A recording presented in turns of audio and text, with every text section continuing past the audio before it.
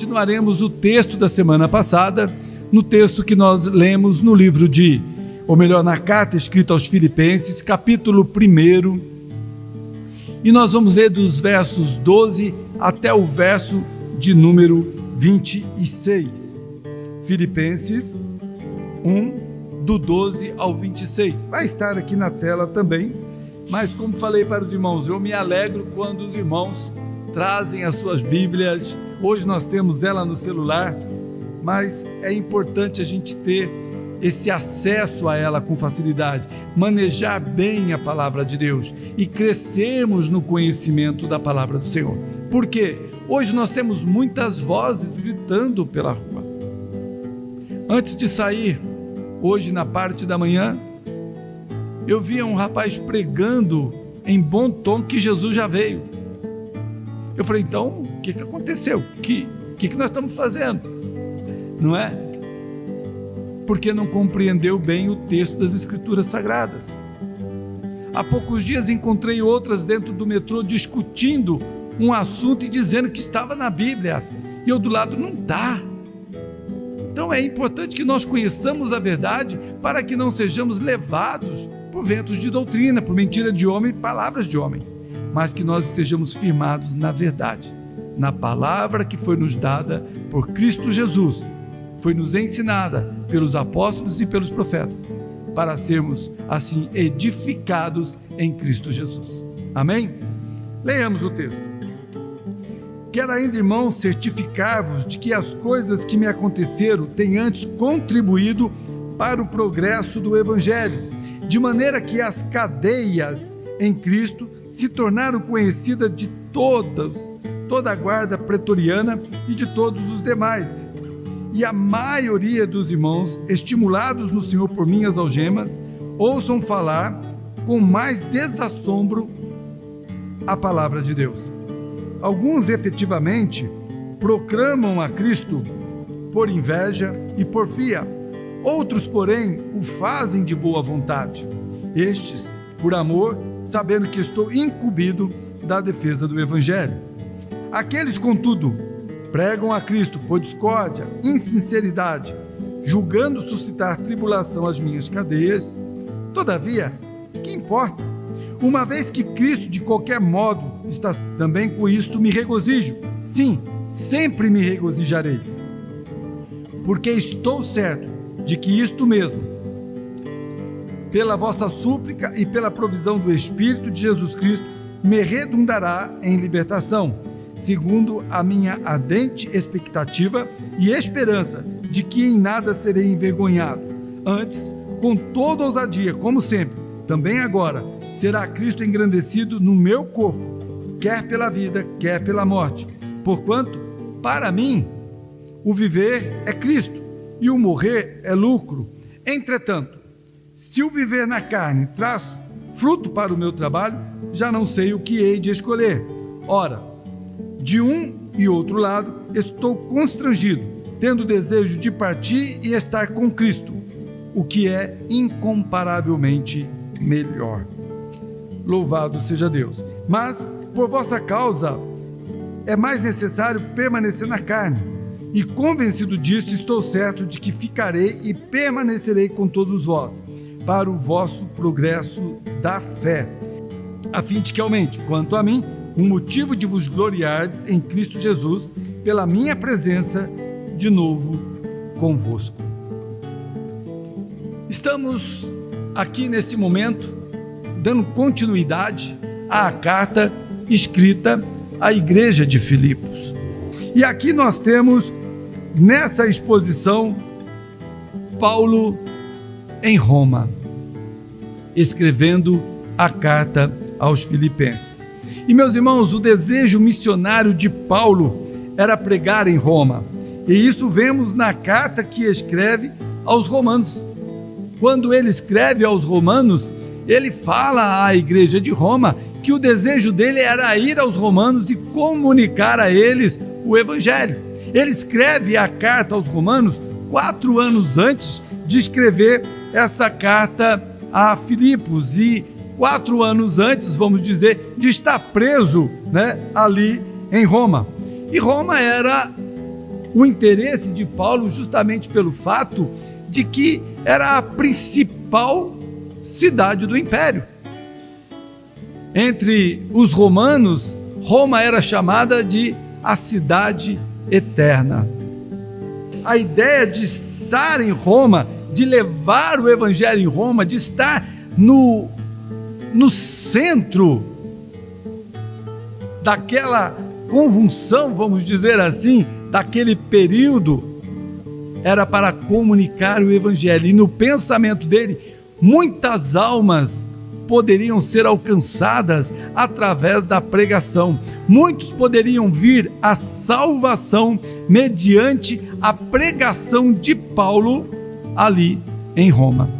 Ele tinha isso como prioridade, ele tinha isso como um objetivo, era algo crítico dentro do ministério dele. Paulo desejava ir a Roma como evangelista. E o interessante desse contexto, que embora fosse esse o desejo de Paulo, chegar a Roma como evangelista, ele chega em Roma como prisioneiro. É tão interessante como Deus faz as coisas. Quantas coisas nós pensamos diariamente a respeito de nós? Quantas coisas nós desejamos e falamos, vamos fazer deste jeito, deste modo, e assim vai dar certo. E Deus muda a história. E a gente às vezes fica perplexo por aquilo que Deus está fazendo, né? E aqui nós vemos então, ele chega como prisioneiro, e o relato a respeito da viagem que ele faz, nós encontramos no livro de Atos, do capítulo de número 21, até o capítulo de número 28, e nós vemos que não foi fácil essa viagem para Paulo. Houve dificuldades, Deus havia falado ao coração de Paulo que a viagem seria difícil. Paulo comunica aos capitães, às pessoas responsáveis no barco, dizendo, a viagem não vai ser fácil. Mas eles não deram ouvido àquilo que Paulo estava dizendo, aquilo que ele apresentava, dizendo que Deus o havia visitado e falado a ele. Mas não fizeram conforme aquilo que Deus havia revelado. Antes, pelo contrário, fizeram conforme a sua vontade, e a viagem foi difícil. Foi difícil. Primeiramente aliviar o barco, depois perderam tantas coisas, e por fim, o navio naufragou, e chegaram a uma ilha chamada Malta a nado. Alguns daqueles que ali estavam queriam matar os prisioneiros para que não fugissem, mas aquele que era responsável, o capitão, não permitiu, tentando assim preservar a vida de Paulo. Paulo ficou na ilha de Malta por 3 meses, pregando. E as pessoas que iam ter com Paulo eram curados das suas enfermidades. E logo depois, Paulo é levado para Roma, num outro barco que aportou ali. Então, ele foi levado para Roma. E agora Paulo está em Roma. E Paulo é o centro de toda a situação, de toda a trama, tanto política quanto religiosa. Para os judeus, Paulo foi preso porque acreditavam que ele tinha permitido que os gentios adentrassem os lugares santíssimos do templo. Para os romanos, Paulo foi preso porque ele era um renegado egípcio e era perigoso, e por isso estava sendo levado até Roma para ser julgado. Mas Paulo, ele era romano. Ele foi preso em Jerusalém, foi levado para Cesareia, onde ficou preso por 2 anos, e ali em Cesareia ele apelou por César. Mas, meus irmãos, o interessante nesse contexto, nós vemos aí no primeiro verso, no verso de número 12, ele diz: quero, irmãos, certificar-vos de que as coisas que me aconteceram têm antes contribuído para o progresso do Evangelho. E interessante que essa palavra progresso significa avanço pioneiro, é um termo militar usado pelos engenheiros que avançavam nas conquistas com suas tropas, abrindo novos campos, novos territórios. E Paulo, então, ele se encontrou em Roma, contudo não confinado. Foi dada a ele a oportunidade de alugar uma casa e ali onde ele estava, ficar. E ele ficou em Roma preso por 2 anos. Por 2 anos ele esteve ali. E por 2 anos que ele esteve preso, ele trabalhou a favor do Evangelho.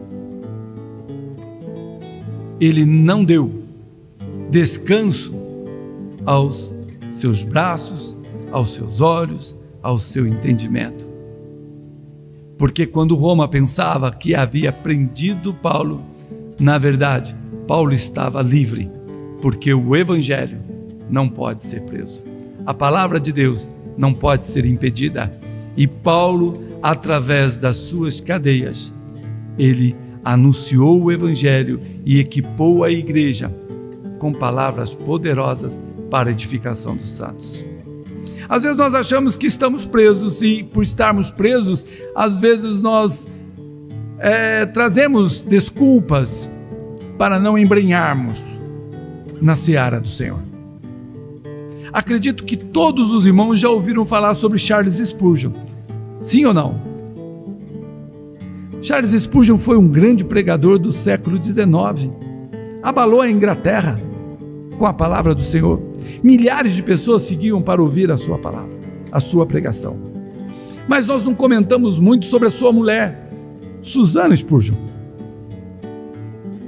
Susana Spurgeon teve uma doença quando jovem e acreditava que não iria contribuir muito no ministério do seu marido. Ela acreditava que talvez cuidaria dele tão somente.